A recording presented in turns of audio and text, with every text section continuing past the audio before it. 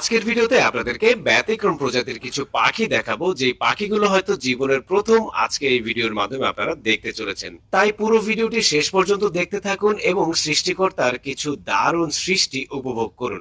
দেখুন এই সুন্দর পাখিটাকে, কতটা সুন্দর লাগছে। এর অনেকগুলো রং রয়েছে গায়ে, দেখেন নেচে নেচে ডালে ডালে ঘুরে বেড়ায়। তারপর এই পাখিটাকে দেখেন, খুব সম্ভবত বরফ প্রধান বা শীত প্রধান দেশগুলোতে থাকে, অনেকটা পেঁচার মতো, কিন্তু খুব ব্যতিক্রম ধরনের সাদা পেঁচা।